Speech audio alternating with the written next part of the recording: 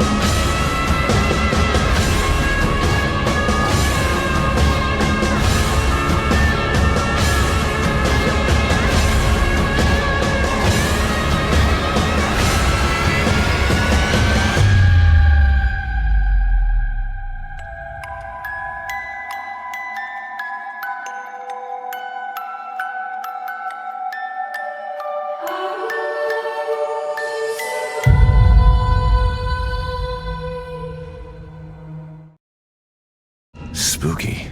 I love The Evil Within too. In fact, it's almost in my top 10 games of all time. I love its story, its gameplay, its themes, its art style, its presentation. It's just great. The Evil Within 2 is less chaotic than the first game and emphasizes the personal struggles and sadness of the characters. Imagine losing your house, your daughter, your wife, then almost losing your sanity because 3 years ago you were stuck inside the mind of a psychopath. You'd probably start drinking, you succumb to despair. What if after all of that, the person who betrayed you showed up and told you that your daughter is actually still alive, but she's trapped in the same nightmare that you barely escaped from? Would you go save her? Would you even believe it? That's some heavy stuff, right? The game is much more personal and emotional than its prequel. But it does have goofy moments like this. I told you I wasn't going to leave this place. It's fucking evil out there. That may be, but there's evil within, too. Whatever. The Evil Within 2 is not as visceral and gory as the first game. There's no blood and guts everywhere. It's not as scary as the first game. It's not really scary at all, but pretty much every other aspect from The Evil Within was massively improved and expanded. The first game is good, but it has flaws that prevents it from being a great game, which is a little disappointing. Very disappointed. It's a roller coaster in both gameplay and plot. The DLCs are mostly not fun, but they add context to the story. On the other hand, the second one feels more focused, more tight. Yeah! It knows what it is and what it wants to do. It doesn't feel like a mishmash of ideas blended together like in the first game. Both the stealth and the combat feel intertwined, and the game is just cool.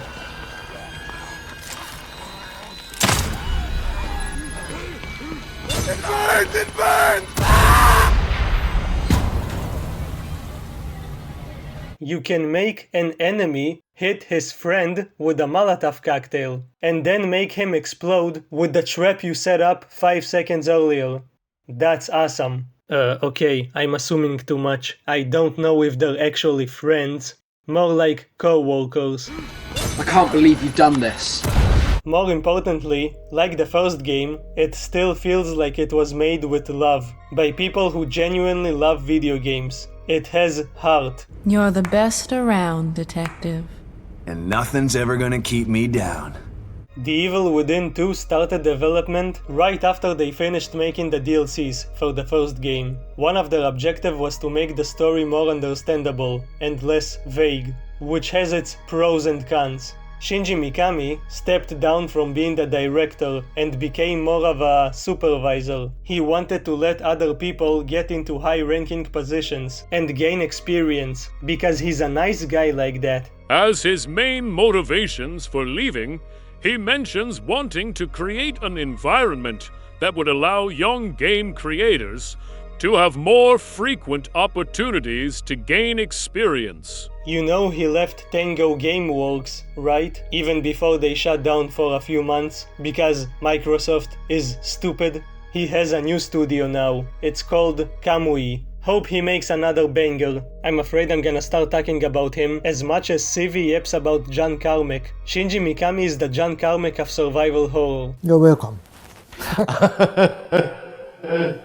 The sequel takes a lot of elements from every piece of content that came before and improves upon it. It takes the combat from the first game, the stealth and cover mechanic from the Kidman DLCs, and from the Executioner, the story about a father going into STEM to save his daughter. It even takes the first-person perspective. Yeah, you can change perspectives whenever you want. So what about the story? Well, like I said, his daughter is still alive, but Mobius has her. Julie Kidman is still working for them, and she forcefully takes Sebastian to one of their facilities. So this is the almighty Mobius, huh? Be careful about what you say. You don't know how powerful they are. Right. So powerful they have to kidnap a washed-up ex-cop to help them. At least your terrible sense of humor is still intact. I don't think he had any sense of humor. She takes him to the new STEM machine, where he meets the administrator. The real one, not the one who turned into Slenderman in the DLCs. The administrator always has his hand in his pocket, no matter the situation. It's not important, it's just funny. He explains how they used the knowledge from Ruvik and the Beacon Hospital incident to make a new version of STEM, but because they're incompetent, something still went wrong. They used Lily, Sebastian's daughter, as the core, but she suddenly went missing, which made everything inside unstable and turned everyone into spooky monsters. Just like in the first game, Sebastian needs to go inside and find her. He's plugged into the bathtub, and Kidman assures him that she will help him as much as she can from the outside, and whispers that someone will also help him from the inside, whatever that means. Sebastian is about to compete with Harry Mason for the Best Dad Award. He goes inside a nightmare to save his daughter, and I have to say, the way entering STEM is presented is so beautiful and weird. I love it.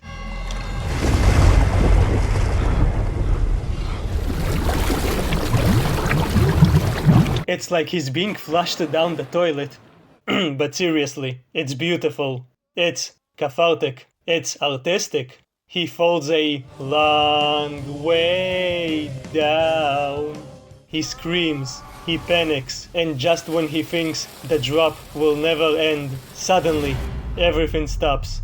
Like time has frozen. Everything is quiet. It's the calm before the storm. He gently lands at the bottom of the abyss, taking the first step in this epic journey as the title appears in front of him. I love watching this cutscene every time I play this. Do you think he can actually see the title of the game? Sebastian is thrusted into STEM once again, and we can see how different the approach to the story is. Unlike the first game, where you mostly wandered aimlessly just trying to survive, you immediately know what's going on, and you have a clear objective. You might think the story is going to be boring now that the mystery is gone. Sebastian knows exactly how this machine works now. He knows it's a simulation. It's like telling a Silent Hill protagonist that everything they see is a metaphor for depression or child pregnancy. It kind of destroys the intrigue. STEM is basically an artificial Silent Hill made by humans. Despite this, the journey to find Sebastian's daughter is interesting. He finds a communicator, which will be an important tool for the rest of the game, and is teleported to what Kidman calls Sebastian's room. This is essentially the new save room. His subconscious modeled it after his old police office. Besides finding Lily, she tells him to search for Mobius agents that were also trapped in STEM. They might be able to help find his daughter. At the end of the hallway, he finds a mirror, and just like last time, it acts as a portal. Why couldn't my memory just make regular doors? Here we go again. Into the looking glass.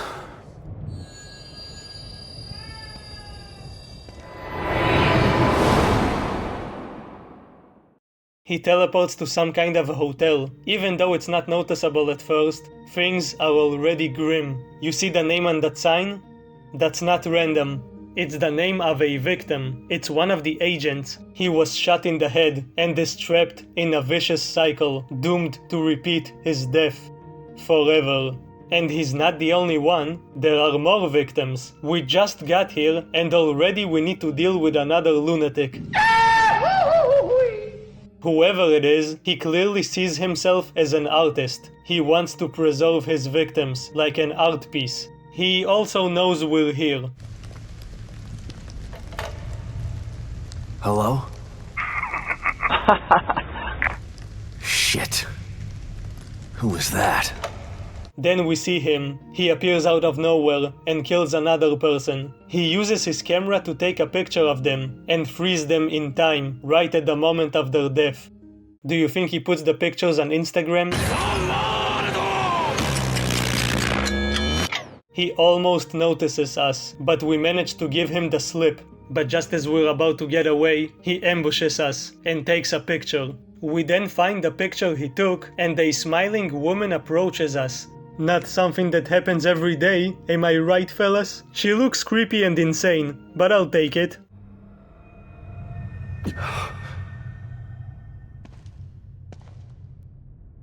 Surprise, motherfucker!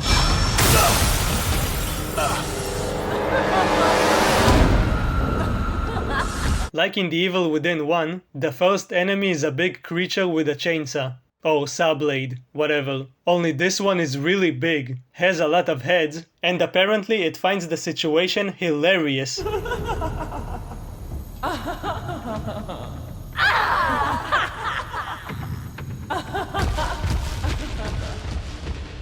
The smiling lady and the spooky photographer tag team Sebastian. He throws a knife at him and leaves the monster to finish Sebastian off. But Sebastian isn't going to go down so easily. He pulls the knife out, uses it to stagger the monster, and escapes into the light. We find a gun, and now the game truly begins. Where were you when I needed you?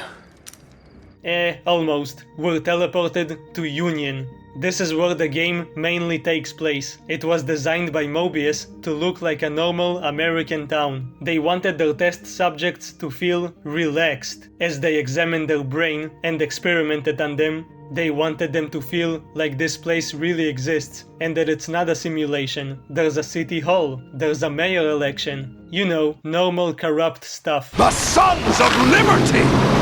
But after Lily disappeared, everything went to shit and started to literally fall apart. The roads are collapsed, which really gives me Silent Hill vibes. Parts of the city are floating in the air.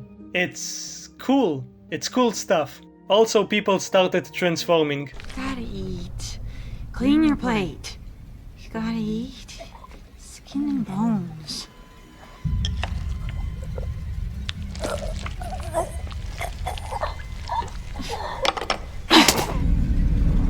I said eat! Oh no. This is actually normal. This is just how a typical Russian mother feeds her children if they refuse to eat. There we go. Also something normal, you should know, never interrupt a Russian meal. The mother will violently attack you. The enemies are again zombie-like creatures, and we will talk about them later. Sebastian finds two of the missing Mobius agents, and one of them dies to protect the other one, while he runs into a safe house. Sebastian follows him, and immediately shows dominance, like he's about to give him a very aggressive hug.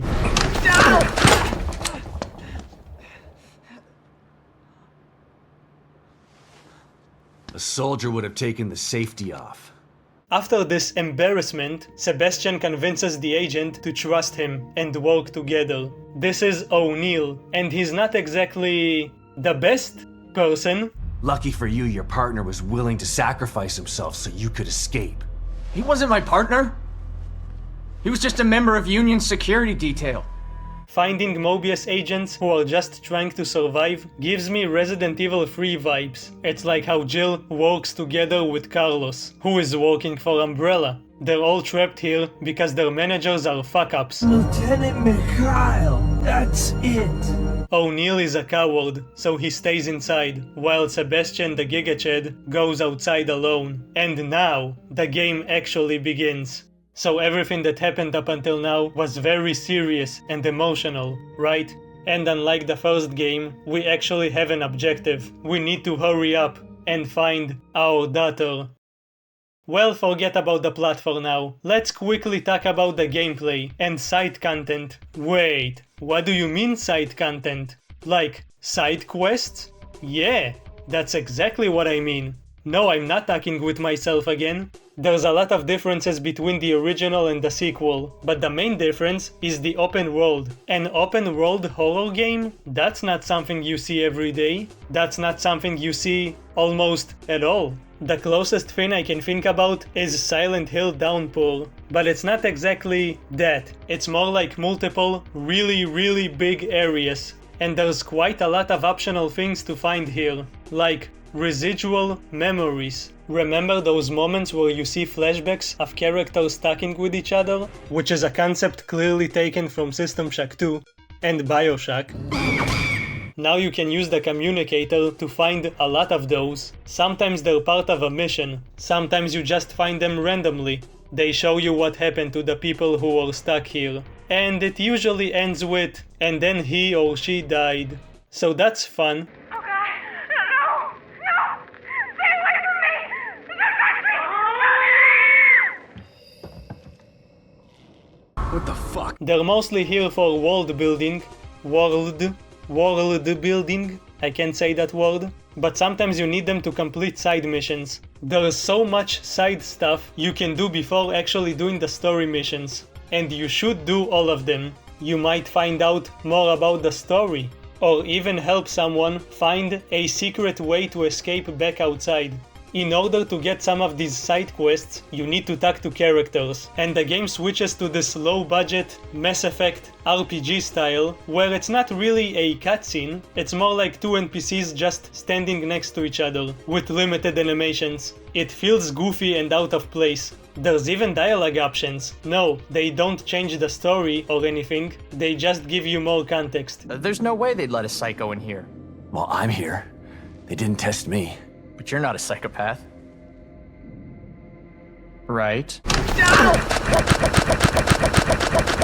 What kind of asshole do you think I am? You should do every side objective available. Not only will you find important items like health and ammo, but sometimes you'll find weapons that you won't find anywhere else. Like this shotgun, a pretty basic but important weapon in any game. And you will miss it if you'll skip a specific side mission. Same thing goes for the sniper. You can find half of the weapons right at the beginning. How can you find all of these things? With your communicator, it acts like a tracking device. It will tell you where your objectives are and even show you the location of certain items. Or you can just use your map. It's not detailed like in Resident Evil or Silent Hill, but it's good enough. It will show you your main and side objectives, and you can even put waypoints. If this was a Ubisoft game, half of the objectives would be to climb the radio tower or liberate the stronghold, and all of the map would be filled with useless icons. Because of its open nature, you can explore inside different houses and find even more items. You can't go into every house, but it makes the game feel more alive. Some of the items you find are crafting material, like gunpowder and flowers. You can even find them under cars or inside trash cans. Yeah, you're a masculine man who goes around picking flowers and sticking your hands in trash cans. Gotta do anything to survive, I guess. At least he's not like James, who likes to stick his hands inside toilets, for the hell of it. Who would even think of doing something so disgusting? These items will allow you to make more ammo and health items. Sebastian somehow knows how to do that. I don't think they teach that in the police academy. You need a workbench in order to craft things. Or if you're really starving for supplies, you can do it on the fly, from anywhere you want. But it will cost more resources. Except for healing items for some reason. Those cost the same, but it's kind of a waste to even heal yourself. If you go back to one of the safe houses, you can drink coffee to fully replenish your health. I guess because you're a hard-boiled detective. I would have preferred tea instead, but it's fine. Man. This is also where most of the workbenches are found. In the first game, the only stuff you could craft were bolts for the Agony crossbow. The crossbow returns here, only now it's called the Warden crossbow.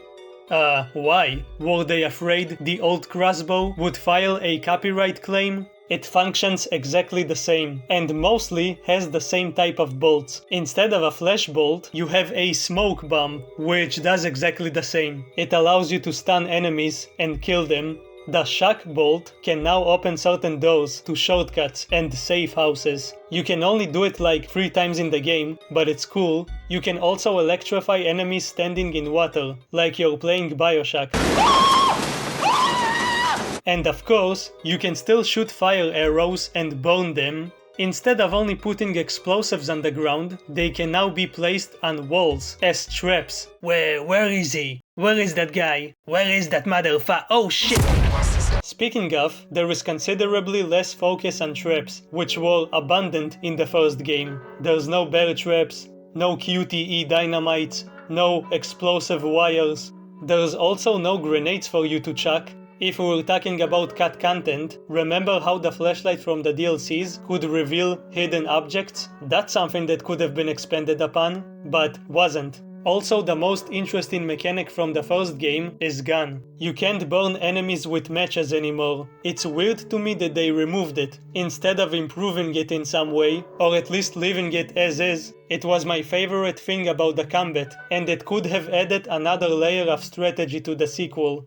Well, at least you can burn enemies with oil by shooting it. This time though, they don't die immediately. They're not as weak to fire, because they're not tied to Ruvik this time. The first game is pretty well optimized, but something about it still feels like a console port. The sequel though, feels super smooth. It doesn't feel awkward to control Sebastian, but there's still some jank left. Some very entertaining jank.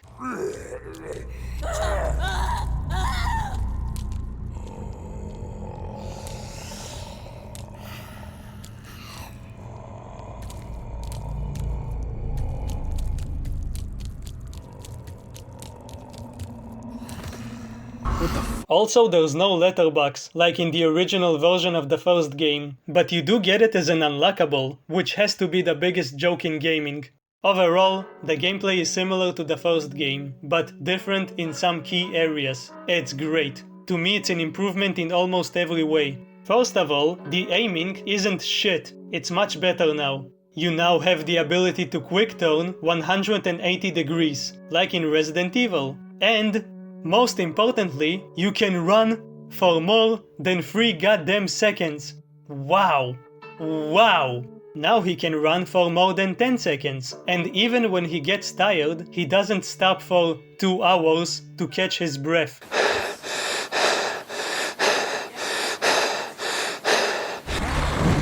Unfortunately, that only happens when there's no enemies around. The stamina does run out faster when monsters are nearby. I guess Sebastian is super nervous, so his stamina runs out faster. On the other hand, his jogging speed is the slowest I've ever seen. I'm pretty sure my grandpa is faster. Well, he is 41 years old here. Sebastian, not my grandpa. I think. Here's a question, why didn't Mobius send Sebastian as a keeper? It was established in the DLC that you could basically take whatever shape you want in STEM. Imagine having the power of the keeper in this game. They even both have the same objective of saving their daughter. This DLC is cool, so I want to think it's canon. If you get the breast knuckles, you can one-shot most enemies, so you'll have a close enough experience.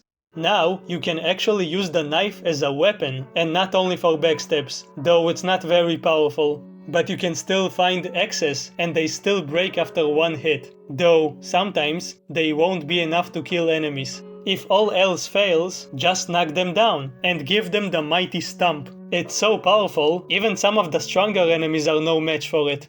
If you don't want to bully the enemies, or you just want to conserve ammo, which you should, because that's the best strategy, you can use stealth. Of course you can still use the knife for a nice little stab, and the animations are really satisfying. However, there are a few special enemies that require 2 sneak attacks to put down, and one that needs way more. Notably, you can't hide in lockers or under beds this time, even though it would actually be useful here. Other than that, the stealth system was massively expanded upon. This is the most modern stealth mechanic that appears in every game nowadays, but it makes sense here. You can hide in bushes. Enemies won't see you, so just wait for them to get closer, then give them a gentle pat in the back and head. You can take cover. You can even move from cover to cover without actually getting out of cover. Unlike Kidman, Sebastian is polite and won't yell at them from cover in order to distract them. Frankly, that would have been too OP in this game. You know why? There's 2 reasons. 1. There's an upgrade that allows you to run behind enemies while still being quiet and jump on them like a maniac. Now you don't have to slowly creep behind them until you're finally close enough to sniff their farts, just so you can kill them. And 2, this is by far the most powerful stealth ability. The second you get it, the enemies might as well bend over and wait for you to penetrate them. With your knife, of course. What do you think I meant? You can unlock an ability that allows you to perform stealth kills from cover. The second an enemy is nearby, bam, he's dead. And it doesn't even matter if other enemies see you kill him. They will still run over to you and suffer the same fate. They basically line up to get killed. As long as they don't see you actually getting into cover, you can kill an entire army by just waiting for them to come to you. You probably think, oh, you can only get this ability towards the end of the game, right? Since it's so powerful? Right? Hehehe. No, you can get it really early on, and it doesn't even cost that much. I think it's the second ability I got. It's great, and probably overpowered. You can take one enemy out, run away for 2 seconds, hide, take out the next, and just keep going like that. If you attempt one of these unique takedowns on the really strong enemies, you'll get a unique animation where they attempt to retaliate. One of them is basically the witch from Left 4 Dead. She's a nasty pale lady who will kill you quickly. Don't fight her unless you have to. It's better to use stealth. She's in fact so powerful, even the almighty cover kill doesn't stop her immediately.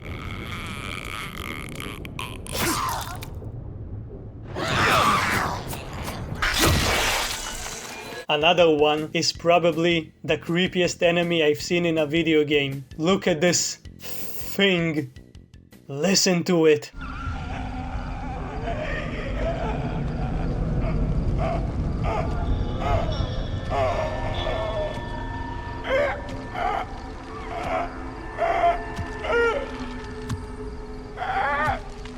It's called Lament. It can lower your stamina by screaming, summon all nearby enemies to attack you, and throw giant boogers at you. I think it can also one-shot you with a grab attack, but that never happened to me. Only use stealth against it. You don't want to waste all of your ammo on this abomination. Also, the stealth kill is really satisfying.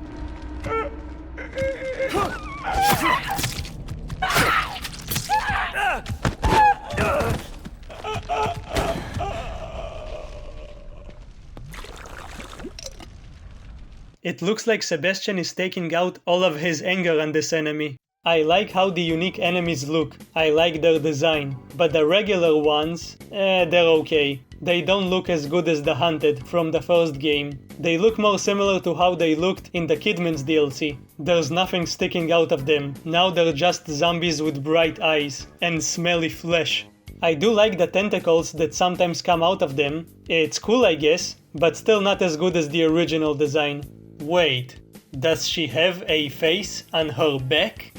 Okay, that's awesome. What the fuck? What I do find interesting is that some of them seem to retain a part of their memories and personality, like how we saw with the mother in the beginning.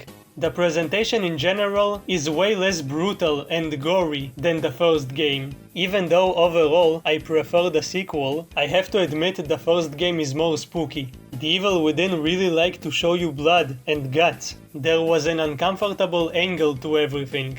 From the environment down to the spikes coming out of the enemies, like they're in constant suffering. Even one of the covers for the game features a screaming Sebastian wrapped in barbed wire. The cover for the second game, on the other hand, is more serene and has an artistic angle. He's calmly laying down. The first game was also trippy and almost psychedelic, with the way you teleported from place to place. It also had more location variety, but The Evil Within 2 is way more relaxed by comparison. Sure, there's still blood and spooky monsters, but it's way more, I don't know if this is the right word for it, but grounded.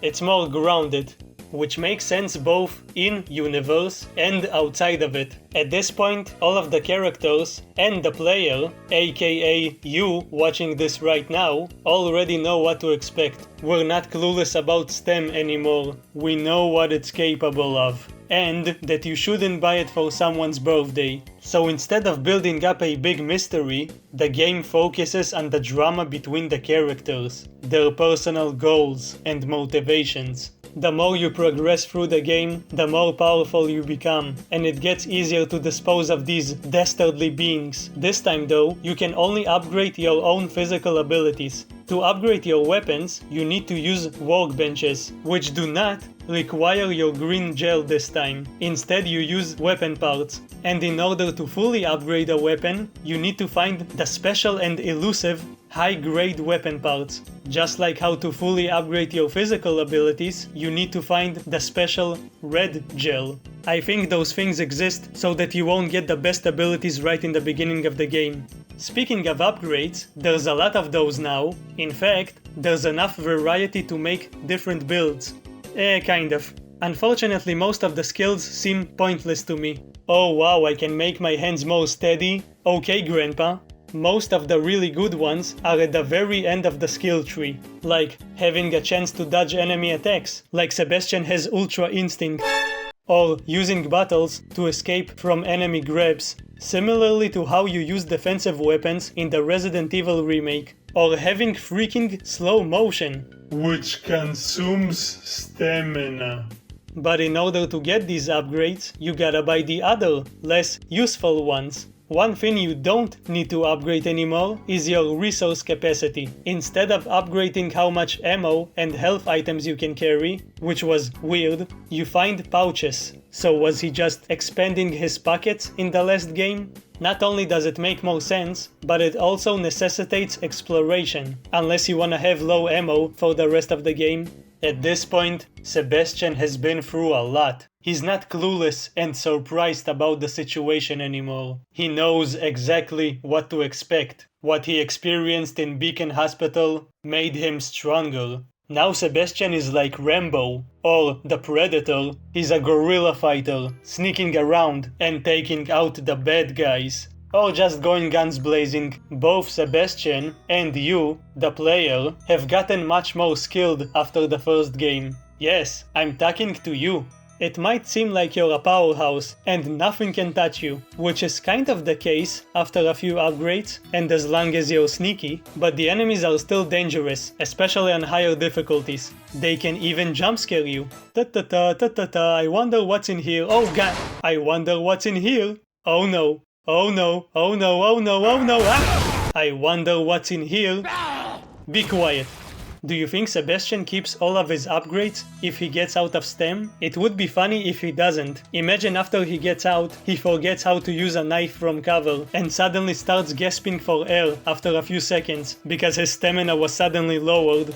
We can't talk about upgrades without mentioning the lovely, true MVP of the franchise, Nurse Tatiana. She's back. Detective Castellanos, what a pleasant surprise. Welcome back. You again? How are you here? I could ask you the same question. Regardless, it's nice to see a familiar face. Even if that face has seen far too much. Like last time, she gives us access to the upgrade chair and the super secret lockers that have useful items inside, provided you find the keys to open them. This time though, she also gives us moral support. Kind of. She barely shows any emotion, but I'll take it. We're able to speak with her whenever we want. You look tired, Detective. I can help you get back in shape. She usually says something dry and sarcastic, but she will have unique dialogue if you speak to her in specific moments in the story, which makes her character feel more dynamic. If you're relying on stealth too much, Tatiana will advise you to upgrade your combat abilities, just like a real nurse would. And if you manage to upgrade everything, she will literally throw you a party.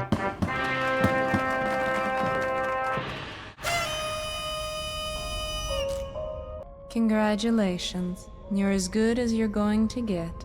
Now you can stop gathering up all that green gel. That's the best combination of a compliment and an insult I've ever heard. Remember how Shinji Mikami is involved and how he made Resident Evil 4? Just like in that game, there's a shooting gallery here. This is insane. You'd be insane to pass this up. Steady your hand and put your shooting skills to work. No need to worry about ammunition in here. Supposedly all of this comes from Sebastian's mind, so it's modeled after the enemies and environments of the first game. And hey, even Ruvik is here. There's also something called Chain Attack Mode, where you need to shoot colored blocks, which will make the same colored blocks explode around them. It's basically Tetris. The more squares you blow up, the bigger your combo. It's actually fun, and pretty easy, and you do get tons of rewards for a high score. Whew, not bad. Use the Warden crossbow to change shapes. Tatiana replaces the merchant and cheers you on in her monotone, dry way. That's perfect. You may very well be the best, Detective. She's great. You just can't stay away from me, can you? No. All of these shenanigans take place in the new and improved save room. It's not an asylum anymore, and it's way more cozy. You can change outfits by interacting with the coat hanger. Of course, I immediately changed to his outfit from the first game. I have this unlocked because I've already beaten the game and did very specific things. If you know, you know. Like in the first game, there are missing posters, only now you can actually find the people that are missing. They're Mobius agents who got stuck here, and they might help with finding Lily. The ones who die will be marked off with a red X. You know who else is here? The cat from the DLCs. You really thought I forgot about the cat? A cat? I don't ever remember owning a cat. This place is modeled after Sebastian's memories, but it seems like Kidman also has some kind of influence here. The cat probably represents her, which makes sense, since this is where you speak to her the most. Throughout the game, you can find 11 slide projectors. Each of them represents a memory that Sebastian needs to confront. And Kidman actually talks to him about it. He initially just waves her off, because he's rightfully angry at her after the events of the last game, but as time goes on, he comes to realize that she is just another pawn for Mobius. She didn't have much choice and had to do as they asked. I cared, but I couldn't say anything. They would have killed me. He begins to trust her more and more, and she kind of starts acting like a therapist for him. They have philosophical debates, and even heart-to-heart conversations, where Sebastian really opens up to her. It's nice. Also, this is one of the few times Ruvik is ever mentioned in the game. You know, the antagonist of the last game, who is still out there. You around, Kidman? For you? Always. STEM. This is twice now it's failed. A machine that puts you inside other people's heads? Who decided it was something anyone needed? I don't want to know what's in another person's head. I learned that the last time. Ruvik developed it for his own twisted reasons. But Mobius saw potential in the technology. Potential to enslave everybody, you mean? Better than having it in the hands of a psycho. I don't know about that. Don't tell me you buy into that whole unifying mankind thing. Who knows what Ruvik would have done if you hadn't stopped him. Ruvik or Mobius. Either way, nobody should have their hands on this technology. It's too powerful. And power tends to get abused. For every slide you find, the cat will give you yummy brain juice. Don't ask me where it got it. I like to imagine he got it from killing a lot of enemies by himself. Thanks, Kitty.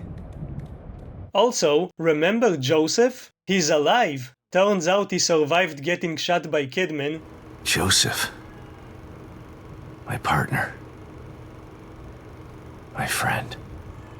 I saw you shoot him, Kidman. I know you did, but But what? Joseph isn't dead. What? Joseph isn't dead. Joseph isn't dead. Isn't dead. What? Joseph isn't dead. Isn't dead. What? Joseph isn't dead. Isn't dead. What? I don't know what I am. But it's definitely not okay. She doesn't mention where he is, only that he is alive. If you're more observant than I, and you've played these games, you can see Mobius carrying him somewhere at the end of the DLC. I didn't notice it at first. I think I finally got all of the explanations out of the way. So now we can... Oh yeah, there's also some puzzles. But like last time, there aren't a lot of those. At least they're a little more engaging this time. The main ones are these signal alignment devices, and the one where you turn on the right amount of switches. As you can probably tell from my non-stop yapping, the game is packed with quality content. There's so many new additions here. Even cars have a purpose. Not only can you find items inside, something the Silent Hill 2 remake did as well, but you can also use them to distract the enemies, either by breaking the window or using the horn. But by far the most important thing you can do is to roll on them like a badass goofball. Look at him. This is a 41-year-old detective man. The Evil Within 2 also lets you do something that you won't see in many other games. Something truly unique. It allows you to move curtains. In most games, you just get stuck if you try to do that, because they're very solid for some reason. Not here though. The game even has working mirrors. Mirrors. Boże moi, I can't say that word. Okay, enough sucking the game off for now. How about the actual story? Oh yeah, there's a story. Something about a missing daughter, which is the whole point we're here.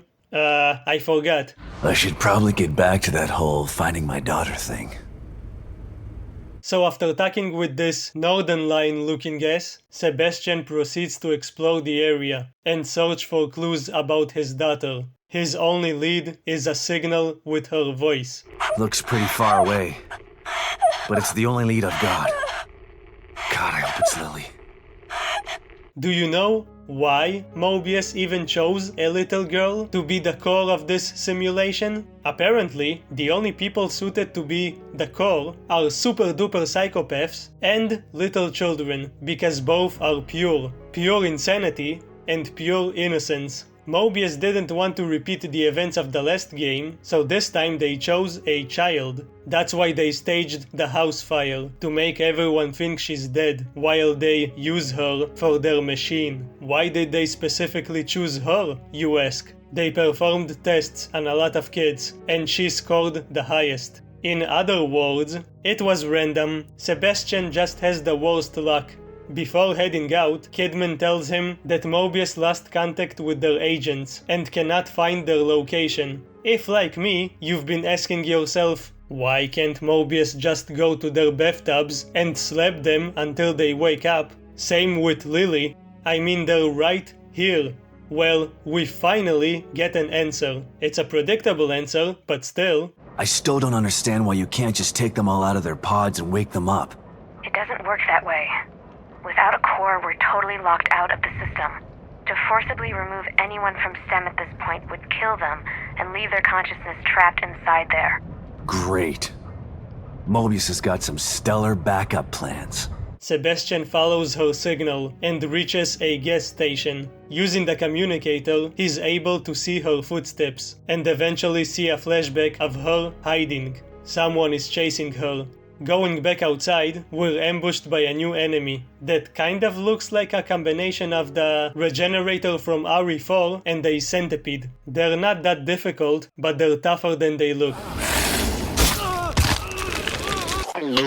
His search leads Sebastian to a giant warehouse, and I bet this part made a lot of people rage quit. Not because it's difficult, but because you can come here in the beginning of the game if you want, and it's so obvious that you need to interact with this plank, but you can't. You're sure that this is where you're supposed to go, but you can't touch it. There's no interaction button. I was losing my mind when I first played it. You can only break it during this mission, when you see Lily's ghost go here. After another flashback, we find out who was chasing her. It's the spooky artist guy. His name is Stefano. Stefano! Stefano! No! Not only does he have Lily, but he was the one who killed half of the Mobius agents down here. Just for fun. How did he get so powerful? Why did he take her? Well, get this. Apparently, anyone who has Lily basically gets superpowers that correspond with their desires. He sees himself as a majestic artist. Oh, hi, Mark. He wants to express his body horror fetishes. He wants to capture the essence of his victims as they die over and over again. So he has a magic camera. He can even summon a giant camera lens. Hey! You! The girl! Where is she?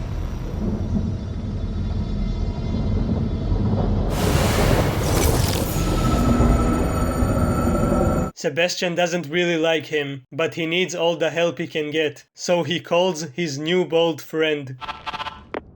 O'Neill, it's Sebastian. You're still alive? I mean, you're still alive. Good. Were you able to locate the core? No, but I know who has her, and he's got powers like nothing else in here. But I lost him. I think I can help you out with that. I picked up a frequency I've never seen before. It's coming from City Hall. Great. Where's that? Look up. Do you see a building with a big clock tower? Yeah? That's it. How in the hell am I supposed to get up there? It's a bit complex. Come back here, I can explain. Right. I'm on my way. We need to go back to him. And is that the Quake rocket launcher? There's even the quad damage sound effect. We get back to him, and he gives us a gas mask and a password for a special computer. It teleports Sebastian to the Marrow, which is basically an invisible maze of tunnels that connects to every area in the city. Even if part of the city is floating, it's like a fast travel system, only it's not really fast, so it's just a travel system. Yeah, it doesn't make sense. Fortunately for you, it doesn't have to make sense. It just has to work. It was designed for Mobius agents to secretly observe their test subjects. There's comfy offices and a map of the city. After flushing a giant, stinky toilet, we get to use the gas mask he gave us. This kind of reminds me of that section in Doom 3 Resurrection of Evil, the stinky sewer section.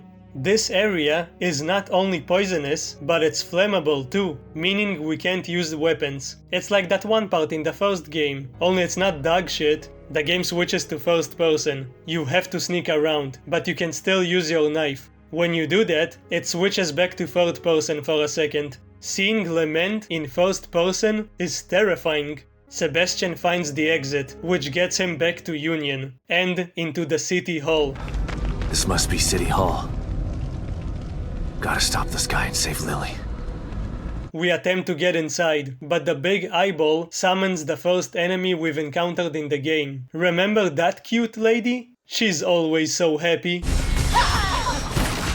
This is the first boss fight, made from a collection of his victims, and now we can finally get revenge on her. She's very tanky, but she will drop a lot of green gel. She can also appear a couple of times on the streets, where she belongs, and where you can get her stuck in the environment. The best thing to do is use the environment against her. The game actually lets you skip this fight if you manage to run away and find another entrance inside. I didn't run.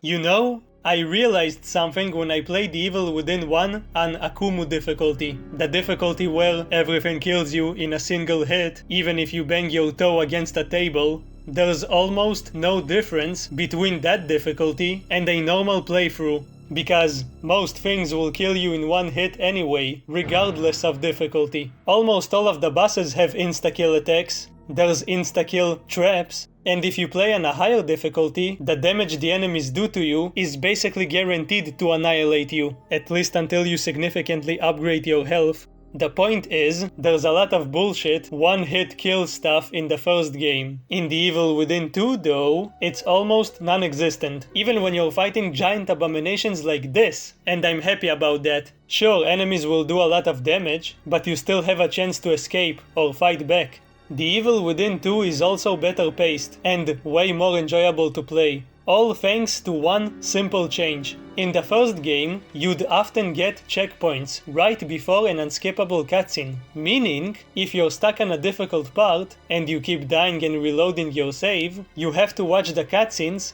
over and over and over again, which is not fun. It was really annoying and time wasting.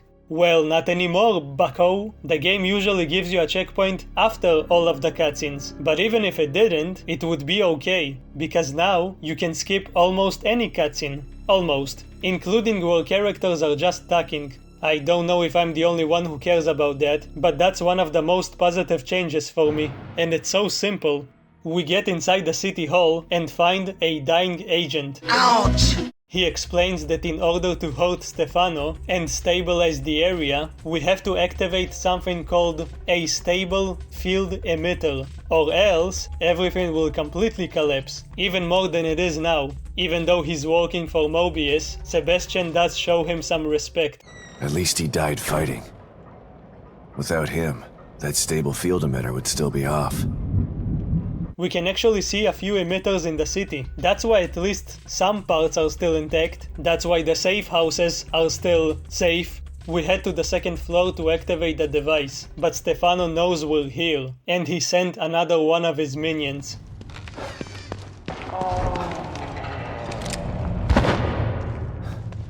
Apparently Sebastian investigated him without knowing. Stefano was a war photographer, but he also took pictures of models. So of course he killed and decapitated them while pretending to be their friend. So you know, he's not the best person to invite to your birthday parties. I remember this.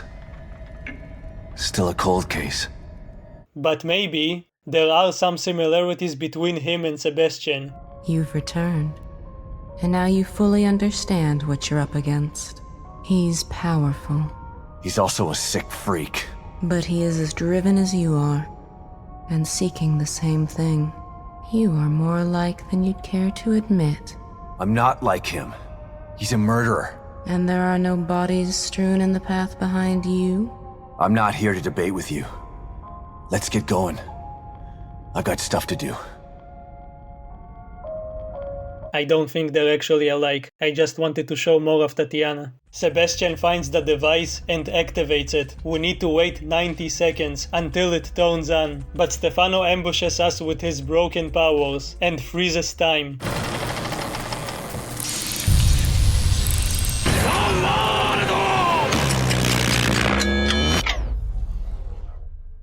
Because he's a villain in a fictional story, and because he's a pretentious prick, he doesn't kill Sebastian, only taunts him and gives him a scar. And yes, the scar will remain until the end of the game.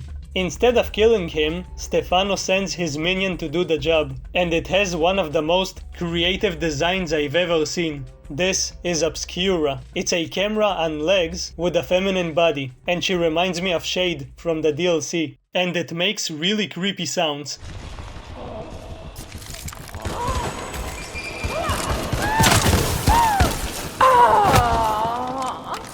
It's also made up of his victims. It's grotesque and beautiful at the same time, which perfectly represents Stefano's twisted nature. He wants to capture beautiful fleeting moments with his camera, but beauty to him is blood and suffering.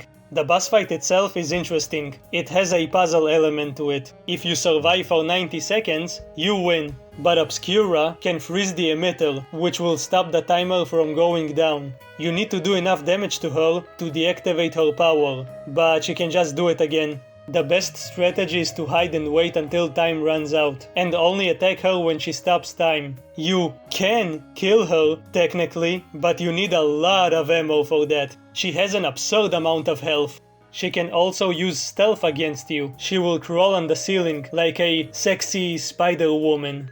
I don't know if I'm supposed to be aroused by her or not. That's a question for my non-existent therapist, but I would say yes. Eventually the emitter activates and Obscura disappears. Stefano is weaker now, but he still has Lily, so we need to go after him again. Can't believe these bastards used Lily like some kind of science experiment. And then they have the nerve to send me in to clean up their mess? It's like some kind of sick joke. I mean, yeah. Duh. At this point, we get a glimpse of what Kidman is doing. She and the other agents are monitoring Sebastian's movements, while their manager sits in the back on his cushy sofa. Look at this asshole. He was like, all of you peasants, you get chairs. Only I get a sofa. Me! And I'm gonna put it right in your face, so you'll know who the leader is. Oh, don't complain, at least you have chairs. These losers next to me don't even get to sit. They never sat down in their whole life. Ask me how they go to the toilet. Ask me how they poop. No, seriously. I know. I watch them poop. I watch all of you poop. Sebastian updates Kidman on the situation and expresses concern for his daughter. He starts accusing her that the only reason she's helping him find his daughter is because they want to keep using her for their experiments. But Kidman gets genuinely offended and claims she really cares about Lily. She's a good kid. I don't want her to suffer. It's clear Kidman isn't really loyal to Mobius, especially if you look at her behavior in the DLCs. More than that, it seems like she's hiding something from them, but we don't know what it is for now. Right now, we need to find Stefano. Gotta figure out where he took her.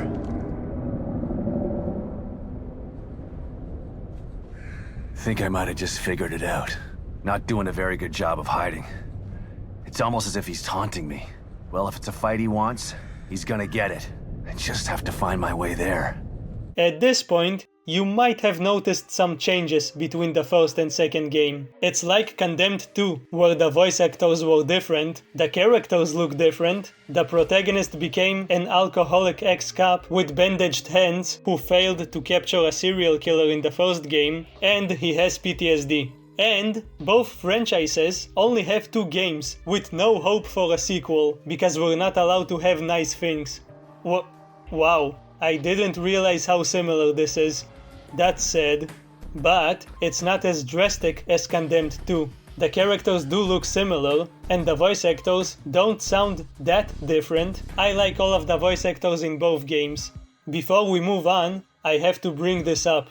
Again, I have to. Remember how we found out that if you unplug someone from STEM in real life, they will die? Sebastian tells Kidman about Stefano, and she later finds out everything about him, meaning she has his first and last name. She also knows how he looks, so she should be able to find him in the bathtub area and just kill him, step on him, spit on him. I mean, Mobius does want to get rid of him. Is there a reason why she can't do that? Or is everyone just stupid and they don't think about this possibility?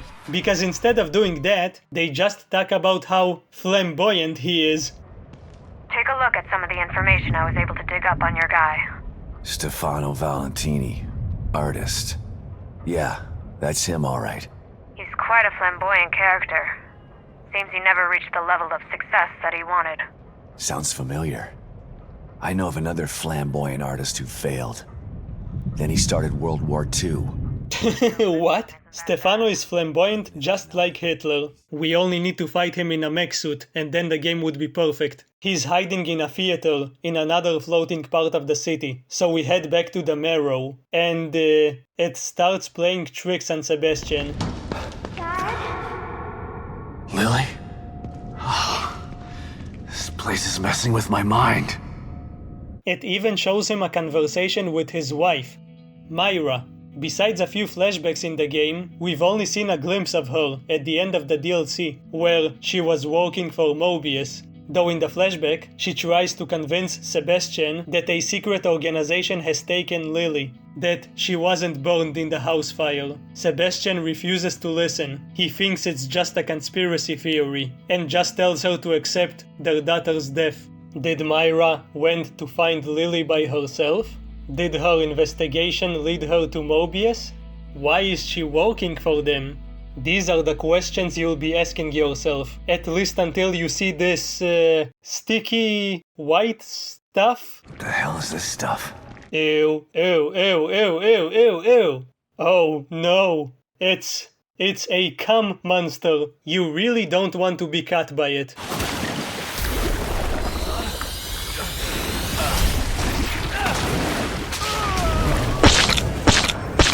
There's no point in fighting it. It doesn't drop anything, so just sneak past it. I wonder why it showed up right after the flashback with his wife. Wait, is that Fallout guy?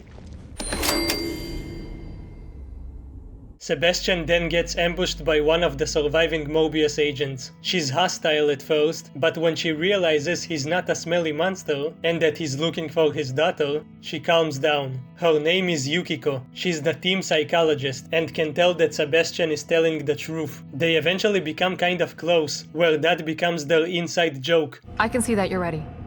How did you... Right. The team psychologist.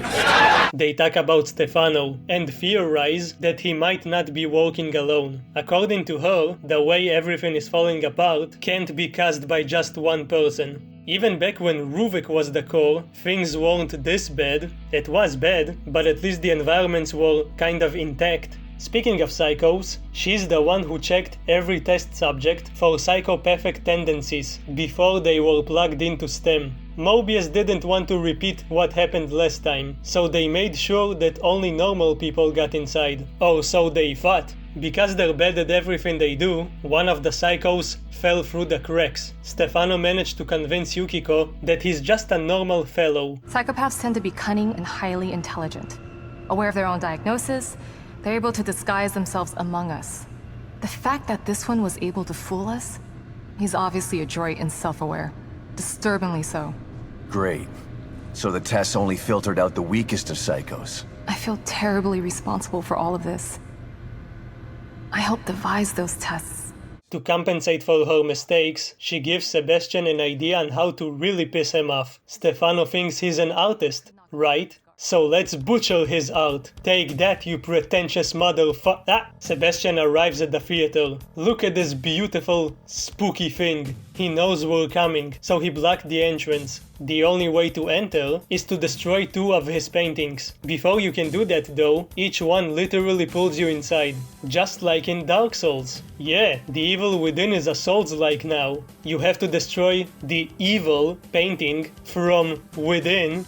Ah, see what I did there? You fight a weaker version of Obscura, and it's way easier to defeat her.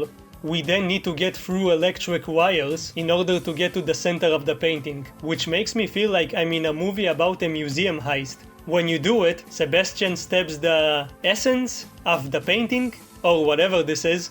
The paintings are destroyed, so now we can finally go inside and... Wait, is that Doom Guy?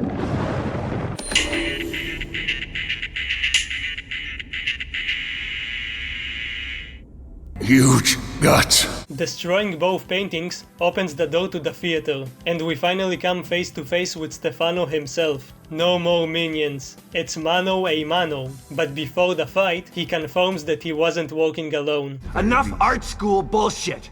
Where is she? The core is safe with me. I took her on his orders. But once I realized the extent of her powers, how could I possibly hand her over? What I'm doing is more important than mere personal gain. He could never understand this. He? Who is he? It doesn't matter. he won't be around much longer.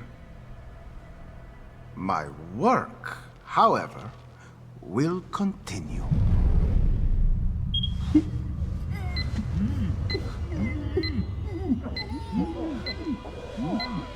Picasso had his blue period. I have entered my crimson period.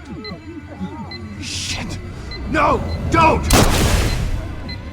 Behold my latest creation. No!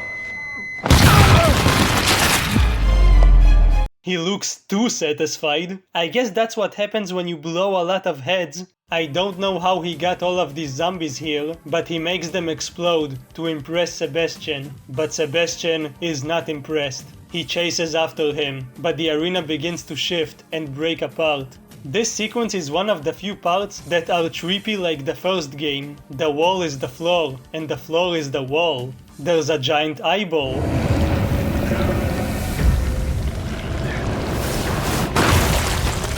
This is kind of like the Scarecrow fight in Batman Arkham Asylum. You have to hide from a big monster while the arena breaks apart around you. And if it sees you, you're toast. After escaping, we go back to the hotel from the very beginning of the game, where we first encountered him. The whole reason he infiltrated into STEM and took Lily was so he can make his disturbed art without being judged and without, you know, going to jail. Here he can make as much art as he wants and make this reality his own giant theater, and he wants Sebastian to be his next art piece. But we're not gonna let that happen. He teleports all over the place and can freeze you with his camera, but he doesn't do the sensible thing and he doesn't stab Sebastian in the face. Idiot. After enough damage, he summons his giant eyeball camera and a bunch of tentacles. But that's not gonna stop us. Look, if you're not willing to use your broken powers to their full potential, maybe you didn't deserve them in the first place. The boss fight is actually cool and fun. The way everything shifts around is beautiful, as expected from an artist, but we're going to make some art of our own. Bleed for me.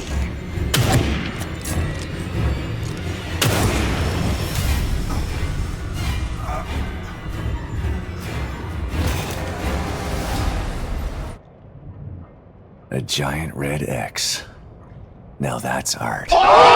He tries to attack one more time, but Sebastian isn't having it. He's so done with this. Killing Stefano teleports him back to the stage, where he finally sees Lily. He's so close to his daughter. If only he can just grab her and escape this nightmare. Wait, is that Ruvik?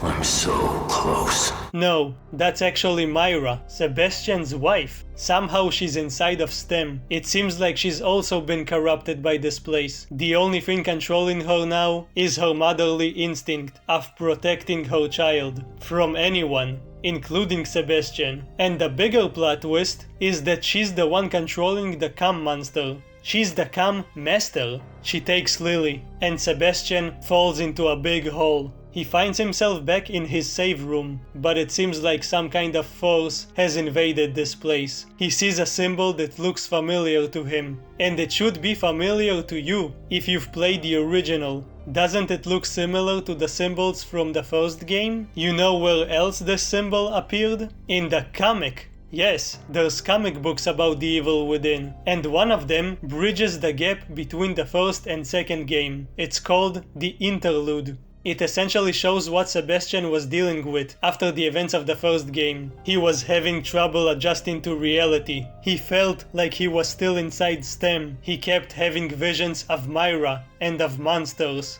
When he tried telling people about what happened in Beacon Hospital, nobody believed him. Because, yeah, it sounds insane. We can actually see some of it in flashbacks during the game. Sebastian was forced to go to a shrink, who predictably just tried to convince him that he was imagining things. his police chief did the same. And what do you know? They were both spying on him on behalf of Mobius. It almost feels like the Truman Show. Everyone around him knows something he doesn't, while an all-powerful entity is constantly watching him. They were right under my nose the entire time. Nonetheless, he continued his work as a detective, until one day he discovers that a serial killer is leaving him clues about Beacon, about Lily. But maybe it's all just in his head? It's cool seeing places and creatures from the first game recreated in comic book form. Whenever that happens, the art style becomes twisted and more erratic. It's a good comic, you should read it. Even after I spoiled some of it, it ends with Mobius telling Kidman that Sebastian needs to rest, because they will need to use him in the future, which sets up the events of The Evil Within too. But what about that symbol? I don't think it's ever mentioned that there's some kind of connection between the two symbols, even though they look almost identical. Maybe it's just a universal symbol for a cult. In the first game, there was a backstory about some religious fanatics, but it wasn't important. In the second game though, this symbol belongs to Father Theodore. It's his mark of influence. Who's Father Theodore, you ask? Oh, just an evil bastard with a beautiful voice. He was the one who told Stefano to take Lily, before Stefano decided to betray him and keep her to himself. Sebastian Castellanos, you've finally come. I've been waiting for you. Who the hell are you? My followers call me Father Theodore. I hope that you will call me that too, friend.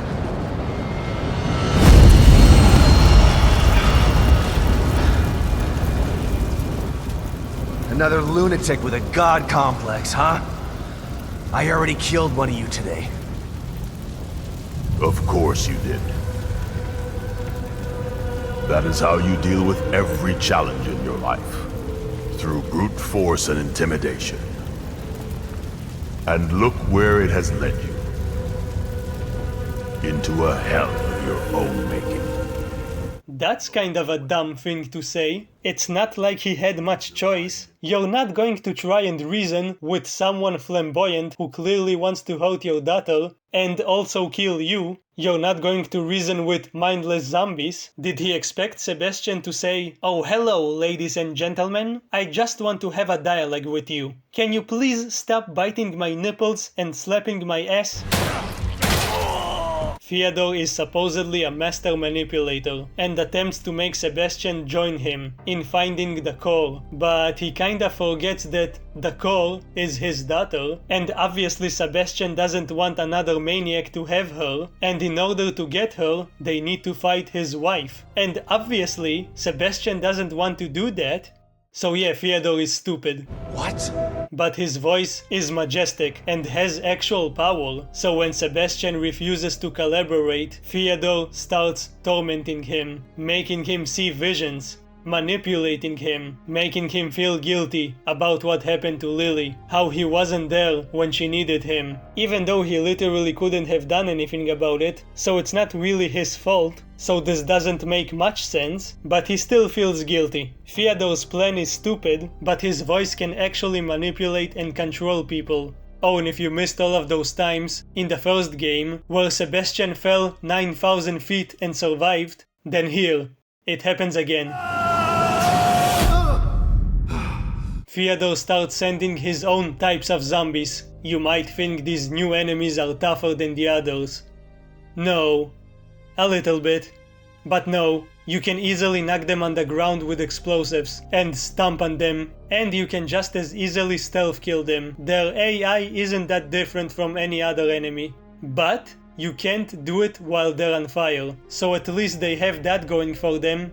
There's also another new enemy. It can explode on you, dealing massive damage. They're kind of like the enemies from Kidman's DLC, but you can still easily kill them from behind. The stabbing animation is really satisfying.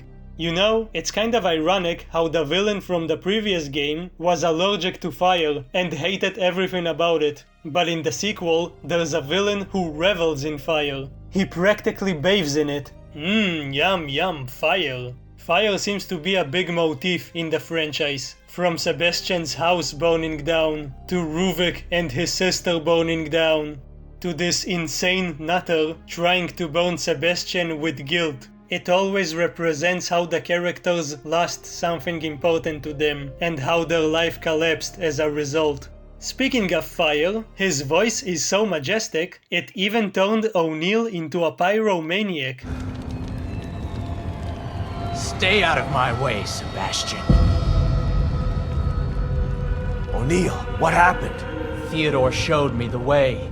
I am his now. I helped him hide. And in exchange, he gave me a new life. A life as a slave. You'll never understand. For that, you'll burn! Wow, he made you really tall. Can I get the same treatment? Fyodor preyed on his insecurities, on his fears, on his cowardice. So when he offered to literally make him big and strong, O'Neill couldn't refuse. The boss fight is pretty easy though, just don't try to sneak behind him, don't get too close, avoid the flames, shoot until he dies. After enough damage, he'll go to phase 2, where That's it!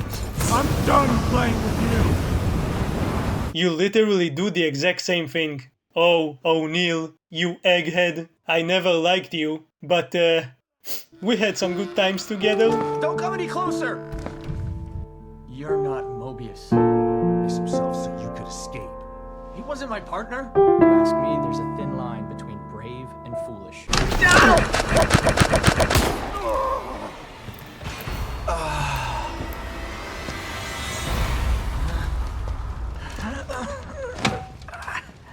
He snaps out of his hypnosis and thanks Sebastian for freeing him, but he's still going to die from his injuries. It's genuinely a sad moment. You feel bad for him. Maybe he wasn't the best person, but he never wanted to hurt anyone. He just wanted to stay safe and help where he can. He was controlled and manipulated to fight someone else's battle. Didn't want to kill him. But Theodore left me no choice. Before dying, he reveals that Fyodor is hiding in a sub-level of STEM. If Sebastian wants to find him, he needs to destroy a special machine. And for that, we need a lot of explosives. Luckily, Sebastian knows just the right person who can help. Before fighting O'Neill, we meet this character called Torres. We wake up next to her, right as waves of enemies come to attack. That's right, this is another copy of the cabin fight from RE4. And it's really easy. Torres is the female badass. Got it. I'll just... Get under! Whoa, you alright? Let Get me your help. ass through before I drop it on your head!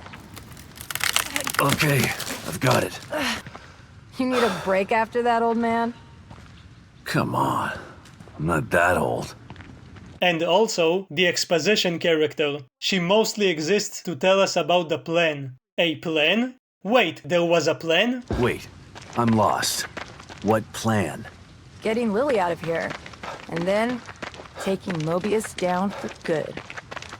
Listen up, cause this is important. Torres, Kidman, and Myra secretly decided to take down Mobius together. When Mobius stuck Lily inside of STEM, that's when they decided it was time to act. She mentions how Myra initially joined Mobius in order to find and save Lily. Sebastian just found out where his wife was and why she left him all those years ago, and they just kind of move on from that, like it was just a casual conversation. I guess we don't need to linger on it too long. The player, and literally all of the characters, already know about it. We just needed Sebastian to be clued in.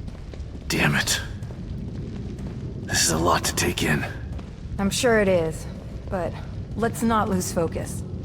We also discover that Fyodor was originally part of the plan as well. He was supposed to help get Lily out of here, but was tempted by the power she could bring him, and so he betrayed everyone. Sebastian finally begins to fully trust Kidman. He realizes she wants to take down Mobius and save Lily, just as much as he does. She just couldn't tell him all of that with Mr. I have a sofa sitting behind her. Even though Sebastian is in hell, there are people looking out for him.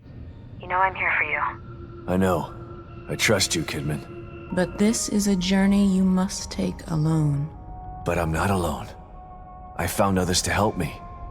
Torres, Hoffman, O'Neill. They are there to accompany you, but the discovery is yours alone to make. Discovery and self-discovery. That's what makes STEM so intriguing. After all of that exposition, Torres brings a ton of explosives to destroy Fyodor's machine, and she's having a bit too much fun. Sure, why not? Okay, here we go. Operation Kick Ass, happening in 3, 2, 1.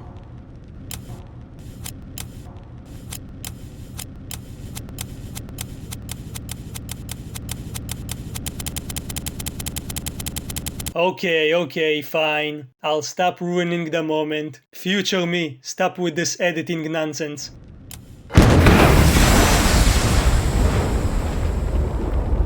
Torres disappears, and the machine explodes, which really pisses off Fyodor, so he teleports Sebastian to some spooky dimension, where he attempts to make him feel guilty again for what happened to Lily, even though he already knows she's alive. But he still wishes he could have been in the house when the fire started. He wishes he would have listened to Myra when she started investigating Lily's disappearance. Maybe things could have been different. By the way, his guilt isn't something made up by the Evil Within 2. It was actually established in the DLC of the first game. Only now, he knows that the secret Illuminati organization was responsible for everything. So I don't think he needs to feel guilty anymore. I get that he probably feels like he should have been there to protect them. But what happened wasn't his fault. There was literally no way for him to know that a secret cult wanted his daughter. Fyodor shows him a spooky image of Lily, so Sebastian attempts to shoot him, but accidentally hits Torres. What a clumsy guy. You probably think she's dead, right? She's not. Yet, she's such a badass, she carried Sebastian and killed all of these enemies by herself, while being wounded. You gotta give that son of a bitch some payback. She brings him back to safety, but dies shortly after. Yukiko was also informed about the plan, and she finds out something kind of important. She knew the risks and did what she thought was right. She said that she owed you. Owed me? For what? We just met. Esmeralda is the operative who took Lily from your home and burned it down. She's felt guilty ever since. That's why she joined Myra. That's why she risked her life to save you. What? Don't hate her, Sebastian. She didn't have a choice at the time. And she did everything she could to make it right. I can't hate her. She sacrificed herself for the plan. She made her amends. I find it weird that the revelation of her being the one who took Lily is part of an optional dialogue that you can totally miss. I think it should have been a mandatory cutscene, even though she was basically the one responsible for Sebastian's life going to shit. She didn't have a choice, because Mobius would kill her otherwise, and just send someone else to do it anyway. She did do something evil, but at least she made up for it.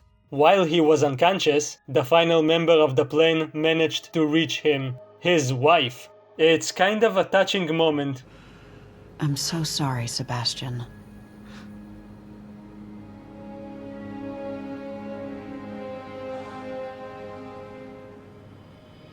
You've endured so much. All this time, all alone.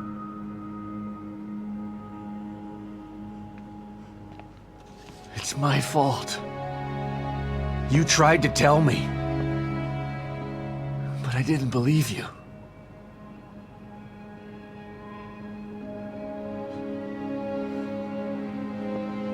And now I'm so messed up. I'm talking to an hallucination.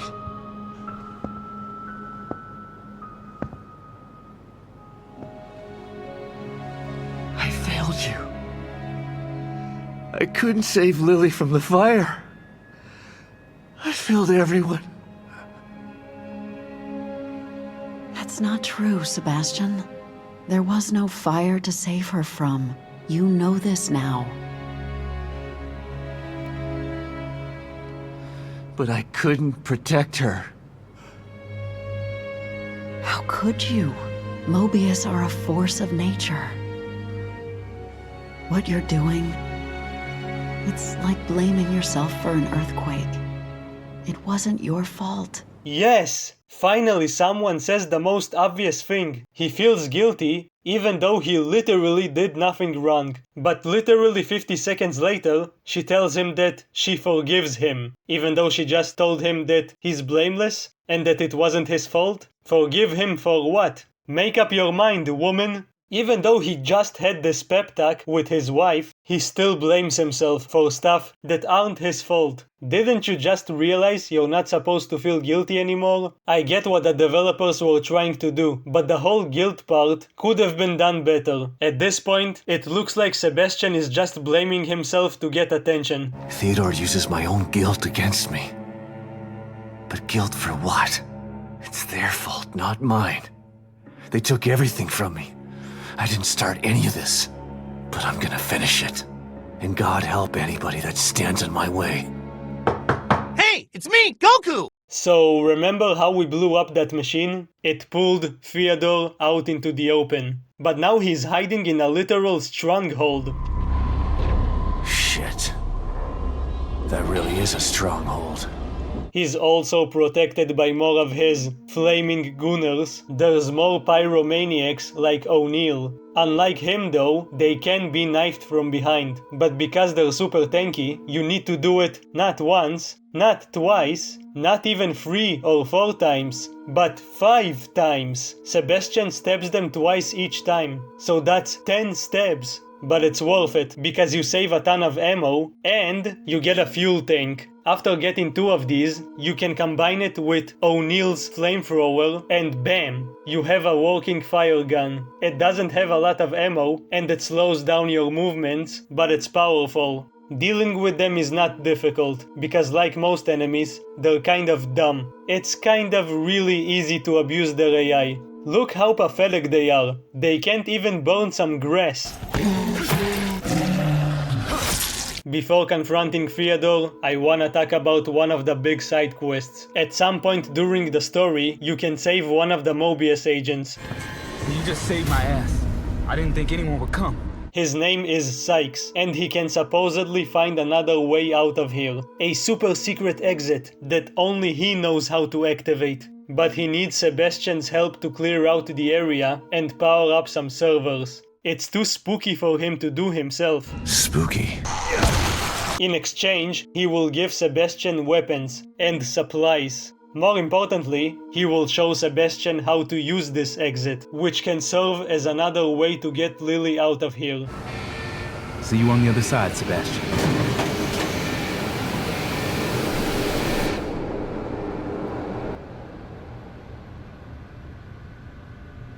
He's gone. I wonder if it worked. However, there's a catch, which you only learn about after he's gone. Apparently, there's only a 25% success rate. The other 75% are stuck in some kind of weird sub-level of STEM. A dream inside a dream, from which there's no way back. That's kind of ominous, so Sebastian drops the idea. But hey, maybe Sykes made it out okay? 25% chance of success. I'm not gonna risk Lily's life like that. Hope Sykes is out in the real world. 1 in 4 chance. Maybe he'll get lucky. I told you to be careful with that thing, Sykes. Hope you made it out. At least he calls Sebastian a solid dude, and left him a nice boomstick. This side quest shows us that there are no shortcuts in life. The shortest shortcut is to take the long way. We have to use the intended path.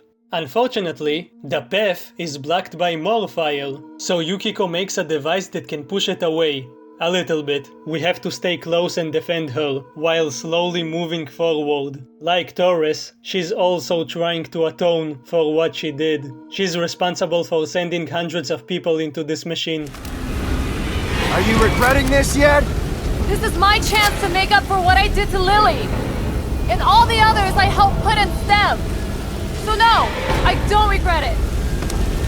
I don't remember if I mentioned this, but even though I wouldn't call them deep, I care way more about the characters in this game than I did in the previous one. They have more personality and more interesting goals. Sadly, she dies like every other character Sebastian met in here. He is unable to save her and is again blaming himself. But this time, he's pissed. I'm sorry, Yukiko. I'll make him pay. I promise. I'll never forget the sacrifice you made, Hoffman. Another sacrifice has gotten you this far. Damn it. Why did she have to die? I've lost them all. It's a tragedy, but they died honorably. One can only hope the trade-off is worth it. It has to be. Otherwise they died for nothing. I can't bear to think of that. Then you owe it to them to see this through, to save her, so that their sacrifice wasn't in vain. You're right. You sound so bold, even when talking about death, but thanks. Before getting to the boss fight with Fyodor, let's take another little detour. It's important, trust me. Come here. Let me show you something. Let me show you something. When I talked about the first game, I complained about how it was a huge missed opportunity to not explore Sebastian's mental state. He is literally stuck inside a machine that can use his memories against him, like a combination of The Matrix and Silent Hill. Ruvik himself even says that, "Oh, I know everything about you. I know what you feel. Oh man, the things I'll make you do, oh wow, it's going to be so horrible. So horrible you wouldn't be able to live with yourself." And then, he doesn't do any of it. He does nothing, just fucks off. Went back to masturbate over his sister, I presume. I'm so close. Yes, you can argue that he's a stoic, hard-boiled detective who tries not to let stupid emotions affect him, that his story shouldn't be the focus of the game. The first game is all about Ruvik. He's like the younger brother who gets all the attention. But still, it would have been nice to explore Sebastian's past a little bit. We could have explored his pain and alcoholism. Maybe we could even fight his alcohol demon, which is also like in Condemned 2. Okay, maybe that was a bad idea. No more. The point is, The Evil Within 2 actually does something with this concept. Granted, now they have the first game to pull from. Now he has so much trauma to pull from. From his guilt of supposedly losing his family, to his alcoholism, to everything that happened from the previous game. The game immediately plays with this concept as you enter STEM. You can see Beacon Hospital. And before that, Sebastian has nightmares about his family. The game is actively showing you that, yes, he is dealing with a lot of shit. And STEM can feel his shit, which is how it created this creature.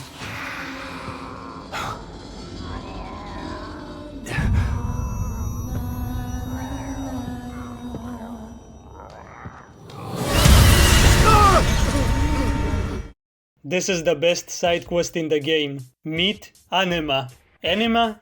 Anime. Her name has two meanings. One is the feminine part of a man's personality, which is probably why she looks like a woman. And the soul, especially the irrational part of the soul, which is why, well, have you ever wondered why we're even fighting spooky monsters? In the first game, it's because we were trapped in the mind of a psychopath. His influence turned normal humans into killer maniacs. But here, we're in the mind of a child. The enemies should be turning into teddy bears and Barbie dolls, not fleshy zombies. Well, Anime, this lovely lady, is the one who turned everyone into zombies, or the Lost as they're called here. You can see that happening to one of the citizens.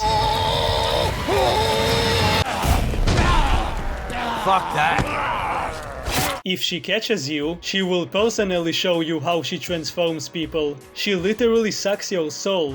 Why is this happening? Who is she? What is the meaning of life? Why do we even get up in the morning? Did I say that out loud? Why does this place seem familiar? That's me. That's me. Why is she humming Claire de Lune?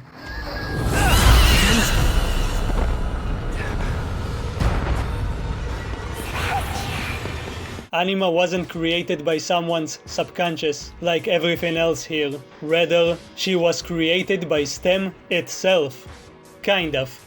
After everyone was plugged into STEM, their memories were being replaced by new ones. But the old ones kept coming back without explanation, which created a gap in their memories, or something like that. This gap somehow manifested Anima. At first Mobius thought it was some kind of virus, but they deduced that it's a mental process. Only people affected by this process can see her. She chases them down until there's nothing left except for a husk. How did that get in here? What the hell is that? Theoretically, each person sees something different when they encounter her. As for Sebastian, he sees the first game. He sees Beacon Hospital. Anima is basically Sebastian's PTSD, made manifest, in the form of a spooky ghost. She's using his knowledge and experience against him. She forces him to go back to a memory he tried to bury.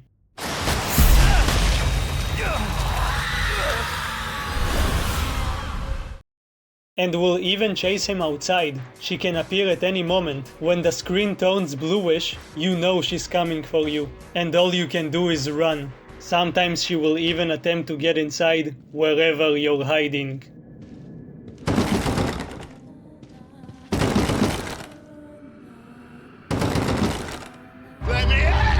It's cool. It's spooky. She is the only enemy you can't hurt. You have to run away from her, which is using the PTSD of the player, by the way, by making us deal with an enemy that one-shots you, just like half of the enemies in the first game. She even brings back the letterbox. Now that's meta. I really like her concept, but I think they went overboard with the whole creepy woman with long hair aesthetic. We already had Laura in the previous game. The first enemy in this game also has the same look, but with multiple heads.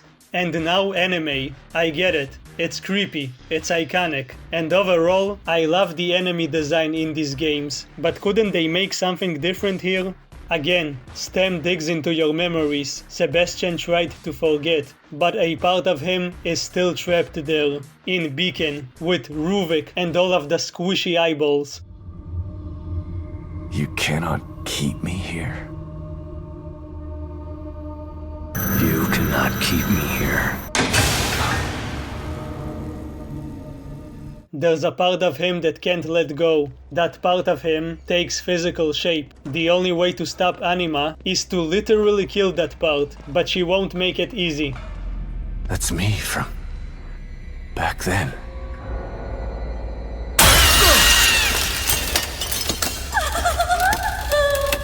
She will attempt to hide it deep within his subconscious. She will block your path with obstacles. But eventually, Sebastian manages to get to it and finally free himself. At least for now. My fault. It's all my fault. What the hell is this? Can't move on. Can't move.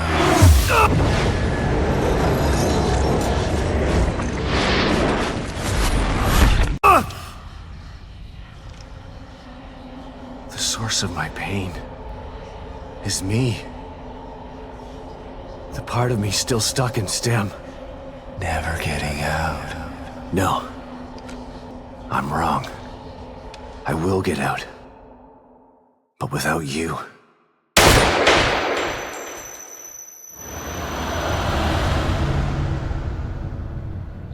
What was that? It felt different than the others. More real. Like something changed. I feel good. Huh. My trusty revolver. Haven't seen you in a long time. Yes! Sebastian's main weapon, the revolver, is back from the first game, symbolizing Sebastian's willpower, and him overcoming a part of his difficult past. It has the same reticle as before, and if you aim while reloading, you'll get a sick animation.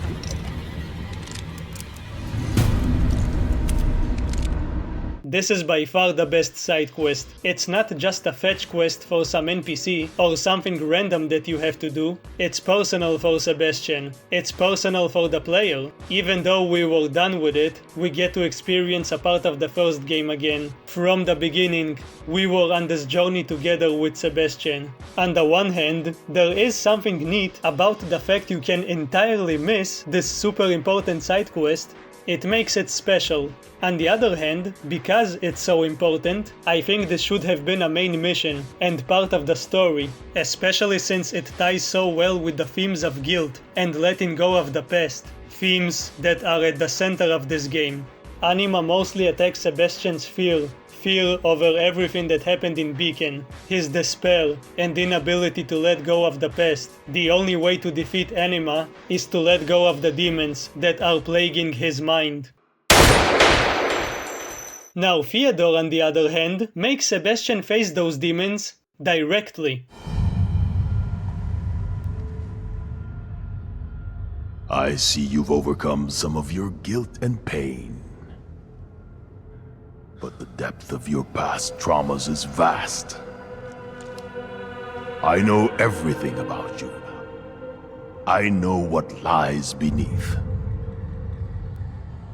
You have a deep well of fear from which to draw. You've seen many horrors, and they still haunt your memories. Remember where this all began. Remember Beacon.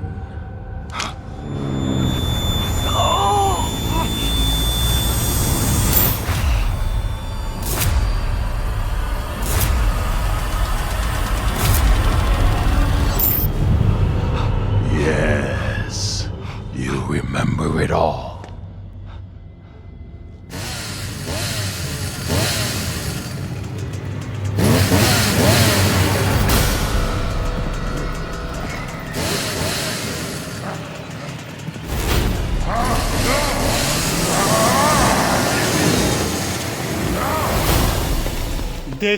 This is so cool! It's basically the Evil Within 1's greatest hits. The sadist is chasing you once again, but you don't actually fight him. It's basically just a set piece, but man is it satisfying. This is where Sebastian is supposed to deal with his fears from Beacon, but at this point, he's too angry to be scared. Enough of this shit! Oh, he did the teleporting trick back at the sadist. He stabs him in the neck and has a chance to escape in the same elevator he did before. But he's not running away this time. He's not gonna leave any loose threads this time. He is so done with this shit. He pulls out the knife, grabs the chainsaw, and... Yes, Sebastian. Yes, let it all out. You might wanna take a shower though.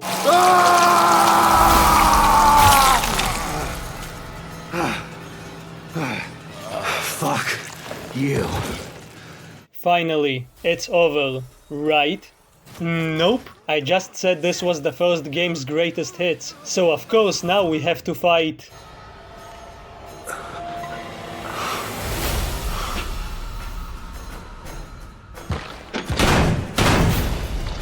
Keeper, baby, how you been? The Keeper is back, and he has the same mechanics as before. He has a hammer, a big sack, a safe, which you should not hit with your axe, because it will break without doing any damage, and of course, he will respawn. 2 more show up after you kill the first one. Now their symbolism is even deeper. They not only carry their original meaning, but now they act as Sebastian's inability to move on from the past. from his fear. They are literally his personal demons hunting him. So he needs to beat the shit out of them in order to free himself from the hold they have on his mind. But it's not just him. There's only one enemy in this franchise who is arguably more iconic than the Keeper.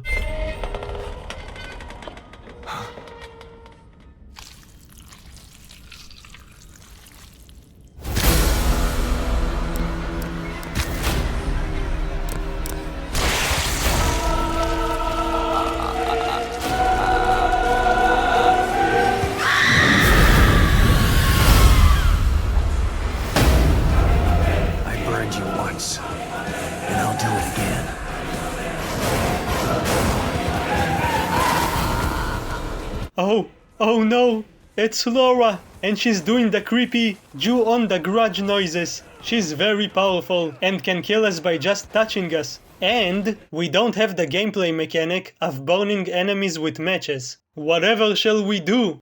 What can we do? Well, remember how I just got the flamethrower?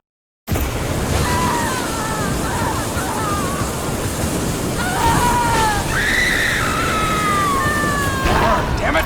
Burn! Burn! Burn! Burn! Burn! Burn! Fire seems to work. You can also use the big ceiling furnace. Not showing Ruvik during this whole section was a missed opportunity. Imagine him walking towards you, expecting to one-shot you like always. Then you just burn him with the flamethrower. That could have been satisfying. Other than that, this is definitely a highlight in the franchise. Such a cool throwback. It's like playing the first game, but with the gameplay of the second game. It pays homage to the past, while moving towards the future. Sebastian overcomes his fears once and for all. Fyodor has no power anymore. Then Myra shows up and stabs him. Twice. He can't talk his way out of this one. Let's hear you talk your way out of hell, Wallace. And now, welcome to the end, which is literally the name of this chapter. This is the only part left of Union. Everything else has been destroyed. It's like what happened in the first game, when everything collapsed and the only thing left standing was Beacon Hospital, because that's where the core was. Now that everyone else is gone, the only one left with any influence over STEM is Myra. So of course we got people stuck in COM. Myra only shows up after we defeat a major villain, and it's only to ensure the safety of Lily. She wants to protect her from everyone, including Sebastian. She's like an overly protective mother who locks her daughter in the house so that she wouldn't talk to smelly boys. Myra doesn't want to hurt Sebastian, but she can't control herself. He begs for her to just go back with him, so they can be a family again, but her motherly instinct is consuming her. Her maternal instinct is strong. It's overwhelming her. She only remembers what it is to be a mother. It's been too long since she's been a wife. I wish I could talk some sense into her. Sometimes it's difficult to convince the ones you love of what they refuse to believe. You should understand that more than most. Huh. I see what you're saying. Just remember that you're doing the right thing. Lily doesn't belong here. Myra must understand this. There is still a piece of her somewhere inside, like a dying ember. I hope you're right. She doesn't want to hurt him herself, so she creates her own minions to stop him. This is the last enemy type, which might make you think they're tough. But no, they die just as easily as the regular zombies. They can regenerate though. That's cool. All of those gooning sessions paid off. Sebastian isn't giving up on his wife, but each time he chases her, she creates a barrier between them, metaphorically and physically. She's doing everything she can to push him away, and forces him to fight more of her goons. But he's not giving up. Eventually she summons a giant, cool-looking monster. It fuses with the transmission pole. It's called the Effigy, and it looks similar to the Amalgam Alpha from the first game. It has two faces and can use the pole to shock the ground beneath it, but it's easy to deal with it. You're in a big area with lots of space to maneuver. Just shoot the obvious weak point a few times and you're done. This is basically the last enemy in the game. Please Please let that be the last of it. Because now we finally get to her, but in a last-ditch effort to stop him, she literally breaks down reality. All of the places we've been to in the game, all of the locations we've journeyed to, are sucked into a giant hole. Whatever small part of Union was left, even that, is gone. Poor Sebastian.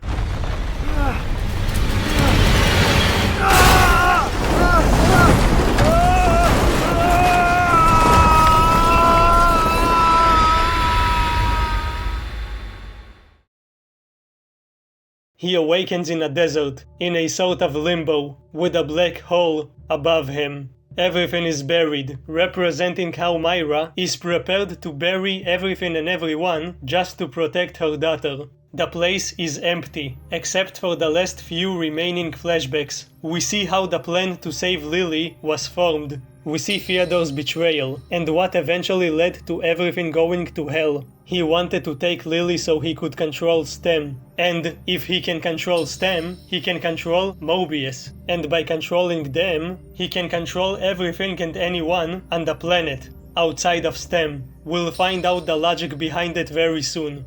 Also, for some reason, Myra planned to become the core herself.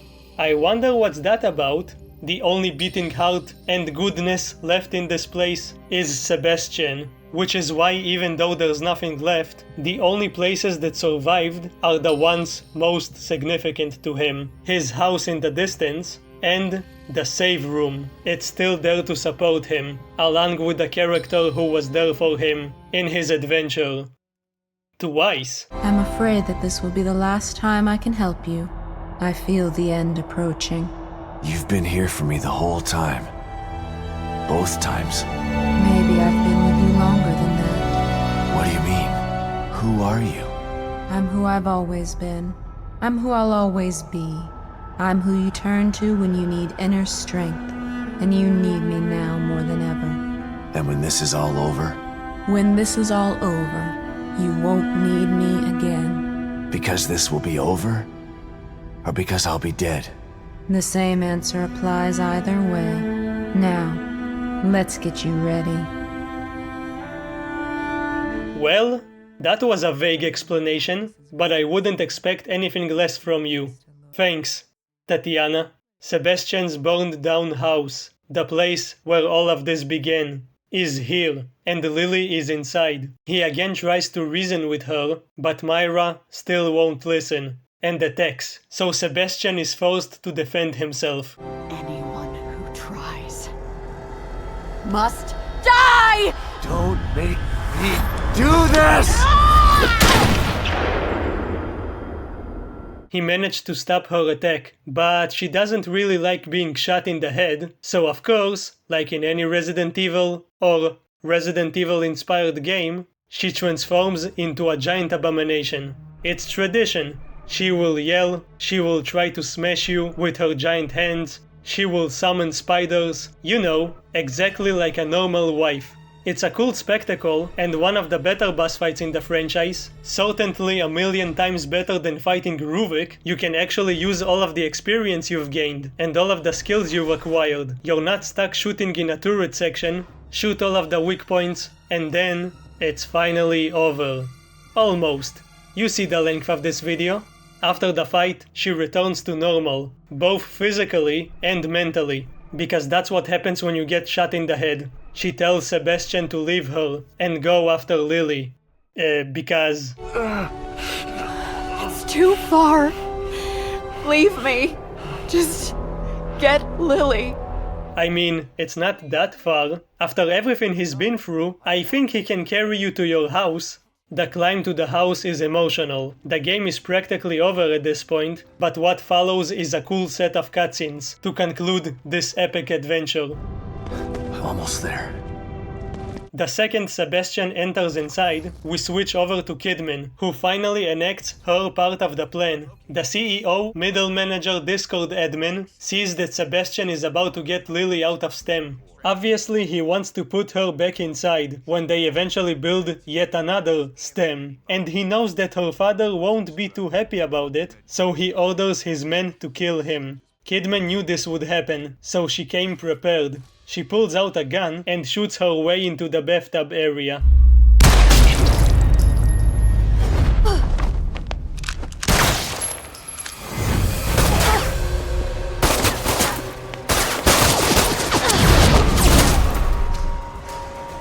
I really like this part. Yeah, in terms of gameplay you're just playing whack-a-mole, you can't get out of cover or even move, but I like it as a story moment. We've been waiting all game to see what Kidman would do, if she is actually an ally, or if she would betray us again. The perspective shifts between her and Sebastian as she fights for her life, while in the meantime, Sebastian is searching for Lily, so he can finally end this. Wait, is that a Keeper toy? Oh, that's so cool.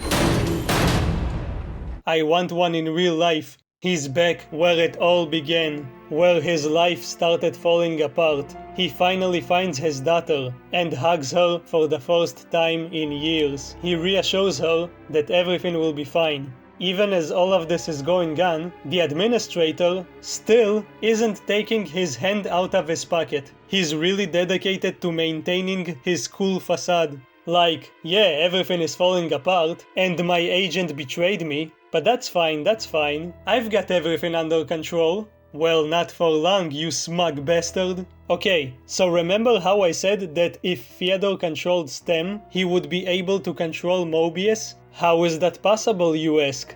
Well, there's a really stupid reason for that. For some reason, Mobius decided to put chips inside of their heads and connect them to STEM, so anyone who controls the core can use STEM to literally control Mobius, and then control the entire planet. Stefano could theoretically control them when he had Lily. He was just too busy being flamboyant. Because of those chips in their heads, the final phase of the plan is for Myra to assume the role of the core, which will somehow allow her to kill all of Mobius from the inside. But she has to do it in the exact moment STEM collapses. I really don't know why they needed to connect themselves with chips. I see no benefit for them to be wirelessly connected to a machine where psychopaths can take over everything, especially after the last time. Sadly, it means that Myra has to sacrifice herself. They're finally reunited, but he has to let her go again.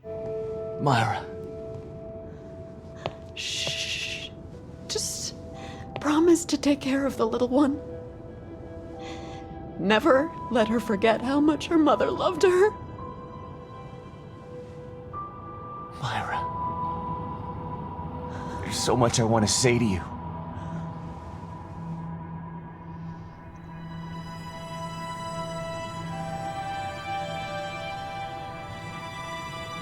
You don't have to say anything. I've been watching you all this time. I know how you've suffered, what they did to you, what I did to you. You didn't ask for any of this. You've been into hell twice for it. It's time for you to leave now. To live the life that was taken from you.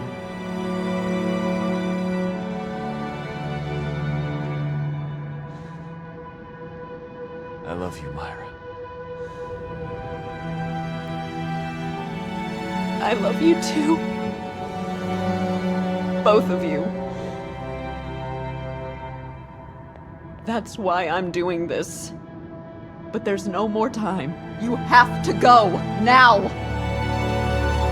God damn. Poor Sebastian. Look at the sadness on his face. I love the animations in this game. Even though I think the part about them being connected to STEM with chips is stupid, even though I usually don't care about romance, this scene gets to me. But wait, what about Kidman? She also has a chip. The Reddit admin tries to deactivate it, but wait again. She removed it before the game began. But he didn't know that, so why didn't he try deactivating her chip from the start? Idiot. Mobius are almost as dumb as they are evil. Kidman gets one of the best lines here. I'm going to be legendary, all right. Legendary for taking you down! A world without choice isn't a utopia. A hive mind only works with a queen that controls it. Join us or die? Well, guess what? There's a third choice. And that's fuck you! You are foolish! But oddly admirable. He's like, oh damn you foiled my plans, ooh curse you.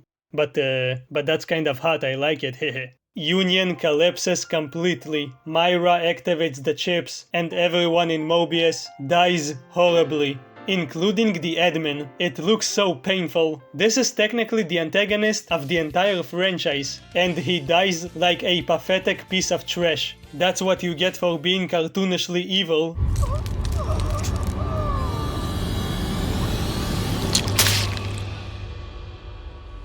At least he finally took his hand out of his pocket. Now that's some character development.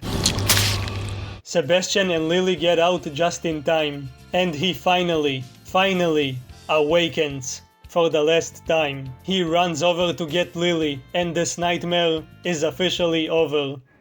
Dad? Is it really you? Yes, Lily. It's really me. I was having the worst nightmare. Shh. I know, Lily. But you're awake now. The nightmare's over. There's nothing to be scared of anymore.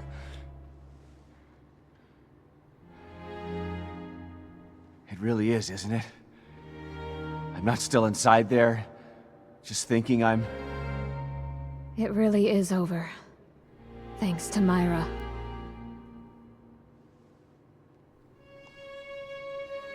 Come on. Let's get the hell out of here.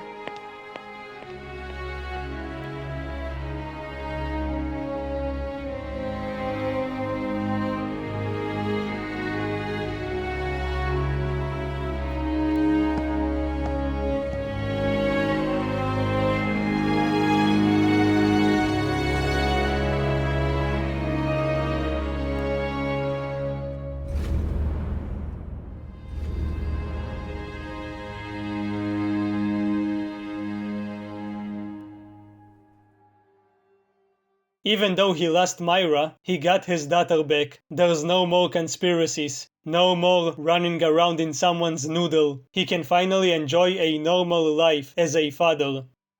Or can he? In a post-credit scene, we see them driving away, as Kidman walks away to start her own life. But, sometime later, in the now empty, dusty, and cobweb-filled Mobius facility, a STEM terminal activates itself. And that's it. I assume the developers added this scene in case they ever want to come back to this franchise. But that's probably never going to happen, which is depressing. You know, this obviously doesn't justify all of the bad things he did, but at least Ruvik had good intentions. He wanted to reunite with his sister, because he actually loved and cared for her. At the very, very least, you can say that he had some amount of humanity and goodness inside of him. Mobius doesn't even have that. They're just greedy assholes who want to control everyone. But they lost because their IT department sucks and their brains essentially got hacked. We will probably never get a third game, but if somehow that happens, here is an idea from a small dumb YouTuber who really loves this game. This is my idea for The Evil Within 3. Still got it. Sometime after the second game, Sebastian discovers there are more Mobius branches, more facilities, so he makes it his mission to stop them, because he doesn't want anyone else to go through what he did, and also because he hates Mobius. Kidman will help him from the outside, like she did in this game. He somehow gets the technology to wirelessly plug himself into each of their stems. While inside, he hunts down multiple psychos, like Stefano and Fyodor, and each one of them has their own unique power, and their own unique reality. It's kind of like going into someone's version of Silent Hill, and just ending them. After killing all of the psychos, Sebastian will find the core, which is supposed to be a child. At the end of each stem, he removes the child from the system and brings them outside. After the final child is removed, every stem machine will be completely destroyed, which will finally kill everyone in Mobius for good. Maybe there are other administrators. Maybe there's someone above them. They will all die. Obviously there needs to be more characters and bigger stakes, some character development, but this is the basic idea. Sebastian is just so pissed at them that he will dedicate his life to fighting them. Kind of like how Chris, Leon, and the other protagonists are always fighting against Umbrella and other similar companies. Or, if you don't want to ruin the closure that Sebastian got, and you want him to finally rest with his daughter, then Kidman could be the protagonist, or even Joseph. They both have plenty of reasons to take down Mobius. Maybe they will even get together at the end. Joseph did have a crush on her. He will probably forgive her for shooting him. Joseph isn't dead. What?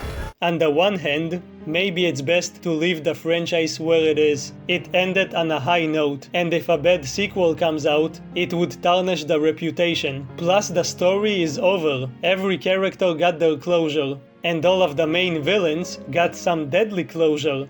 In the head. On the other hand, the concept of STEM is so good, it really has endless potential, and you can always make some excuse to go back there.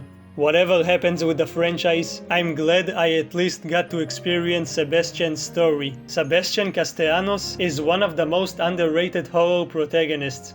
I said it in the beginning, but Sebastian is up there with Harry Mason as one of the best fathers in gaming. He went to hell to save his daughter, just like Harry did when he went to Silent Hill. Maybe that's where they were going at the end. Gonna have a nice vacation there. I can keep yapping about this game forever, but I'll leave you all with this. Not too long ago, Resident Evil introduced the ability to switch between stealth and going guns blazing, and now you can also choose between a first and third person perspective. That's great, but you know what other game has all of that? The Evil Within 2. Yes, you can play this amazing game in first person. This isn't a mod or anything, it's something the developers added for free, because they're cool like that. It also has a few enemies that retain their memories, and even lets you kill an enemy with a chainsaw. It did all of that 9 years before Resident Evil 9 Requiem. You already know about Resident Evil and Silent Hill. They're fantastic franchises, but sometimes they overshadow other games. Games that might not be as good, but still deserve their spot in the spotlight. I feel like not enough people are talking about The Evil Within, especially the second one. So this is your reminder to go play it. Right now. It's great. Or just watch my videos about it. Again, I'm okay with that too. The Evil Within 2 is a celebration of the franchise. It isn't perfect, but it's almost a top 10 game for me. The only reason it's not in my top 10 is because I love the games that are there even more. But there's so many good things about it. The action, the stealth, the story, the art design, the character expressions, the animations, and the way it looks like Sebastian dynamically reacts to his environment. I even love the idle animations. Who cares about the idle animations? I do. I can yap about this game all day, but I think that's enough for today. Maybe I'll stream the game one day and I'll yap about it some more. Maybe I'll even play on the classic difficulty, where you only have 7 saves and you can't upgrade anything. That sounds fun! Let's end this. Speaking of endings, maybe the ending of The Evil Within 2 is a metaphor. The game is about conquering your fears, letting go of the bad stuff, and leaving it in the past. Too much power will lead to corruption, which will inevitably lead to one's downfall. Sometimes we want to escape our lives. We want to live in a simulation, where we have power, where we can do whatever we want. We play video games to feel like we're accomplishing something important, to feel the power fantasy. It's fun, and it feels good, but at some point, we must accept reality. We need to move on with our lives. We need to leave the fantasy behind, and we may even feel like we're leaving a part of us behind, but that's the price we need to pay to live our lives to the fullest. We have to do it for ourselves, and for the people who depend on us. These games are horrific and nightmarish, filled with anguish and despair, sadness and regret. but they're also hopeful, artistic, and even funny at times. That may be, but there's evil within, too. It's about loss, it's about love, it's about acceptance and overcoming yourself. These games experimented with the horror genre in interesting ways and deserve much more attention than they get. They were made by talented, passionate people who clearly loved what they were doing, who took inspiration from other great people. David Lynch was one of them, and because of that, and because of everything else I mentioned, I love the Evil Within franchise. Both the Evil Within games are a beautiful work of art and should never be forgotten. Thanks for watching. Okay, I don't want this video to be too serious, so I need to end it with something goofy and stupid. Poop.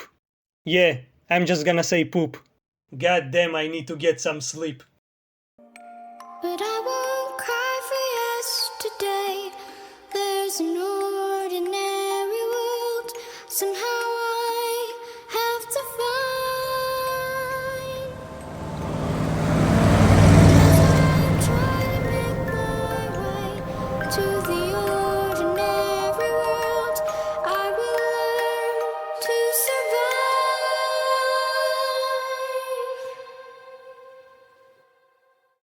Why did it show him spill his drink from 3 different perspectives? It's not that dramatic.